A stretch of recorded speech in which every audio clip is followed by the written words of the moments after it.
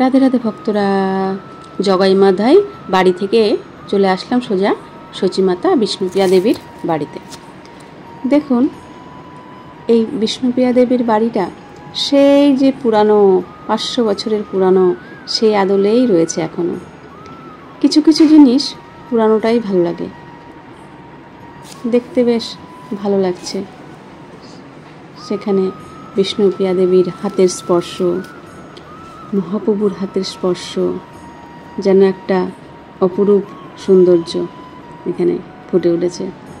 দেখুন, এই স্থানে একটু ভেঙে ভেঙে গেছে, তাহলেও যেন এইখানে মহাপ্রভুর হাতের স্পর্শ আছে, বিষ্ণুপ্রিয়া দেবীর হাতের স্পর্শ আছে। ভেঙে চুরে নতুন করে করলে তো আর সেই হাতের স্পর্শটা পাওয়া যাবে না, না? তার জন্য এটা সেই পুরানো আদলেই রয়ে গেছে। এখানে সেবা হয়, দেখুন, মাতা সচীদেবী আর বিষ্ণুপ্রিয়া। ভালো লাগবে এখানে আসলে, বেশ সেই মহাপ্রভু একটা গন্ধ অনুভব হবে। এত ভালো লেগেছিল এখানটায় এসে আমাদের। নতুন চাকচিক্যর মন্দির তো অনেকই দর্শন করা যায়, কিন্তু সেই যে মহাপ্রভুর আমলের পুরানো সেই মন্দির মানে খুব কমই দেখা যায় এখন।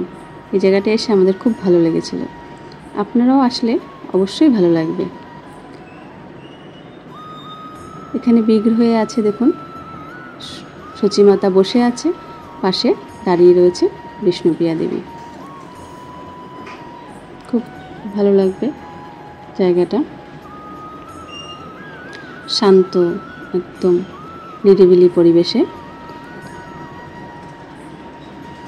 বিষ্ণুপ্রিয়া দেবী আর সচিমাতার বাড়ি। অবশ্যই নবদ্বীপে আসলে এই জায়গাটায় এসে দর্শন করবেন। অনেকে হয়তো জানেই না যে এই রকম একটা মন্দির এখানে আছে, পাশ দিয়ে চলে যায়। কিন্তু একটু দেখবেন যে পাশেই এই মন্দিরটি আছে। ভালোবেসে বলে যাও রাধে রাধে।